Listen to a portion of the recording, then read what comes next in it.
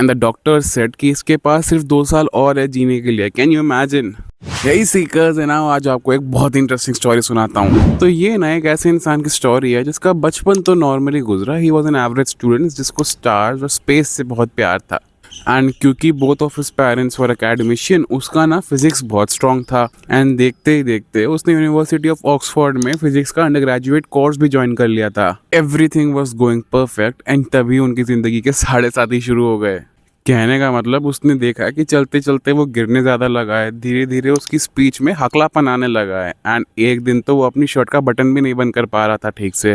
Doctor ने ना बहुत सारे उनके टेस्ट किए एंड फाइनली पता चला कि उनको मोटर न्यूरॉन डिजीज़ है, यानी कि धीरे धीरे उनका पूरा नर्वस सिस्टम उनका साथ छोड़ देगा।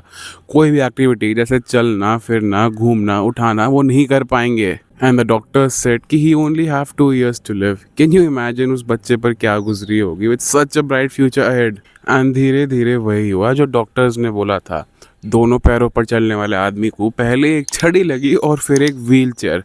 पहले उनकी हाथ से पेन छूटा और धीरे धीरे हाथ काम करना ही बंद कर दिया। But then something nothing short of a miracle happened. उनकी ना कंडीशन स्टेबलाइज हो गई। डॉक्टर्स ने कहा था 2 साल जिएंगे, पर धीरे धीरे 5 साल 10 साल एंड साल बढ़ते गए। एंड बिकॉज ऑफ दिस पहले उन्होंने अपनी पढ़ाई पूरी की। अंडर ग्रेजुएट होने के बाद उन्होंने PhD करी कॉस्मोलॉजी में। For those of you who don't know, cosmology मतलब science of space, planet, stars, sun, ये सब।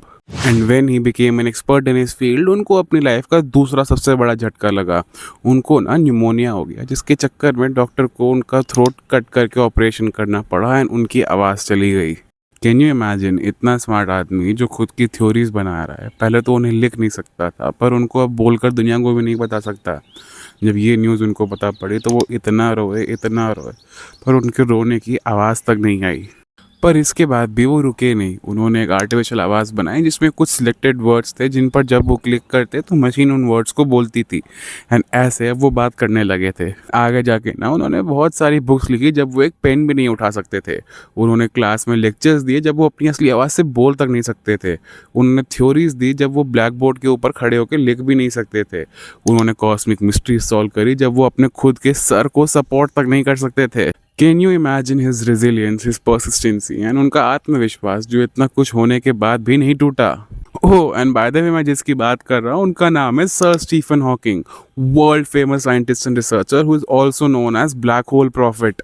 क्योंकि इन्होंने हमें बताया कि ब्लैक होल्स एग्जैक्टली कैसे बिहेव करते हैं, एंड वो भी तब जब इनकी खुद की कंडीशन ऐसी थी। Can you imagine? क्यों थी ना ये प्यारी स्टोरी? अगर अच्छी लगी हो तो वीडियो को लाइक करना एंड पेज को फॉलो करना for more such stories from every culture around the world.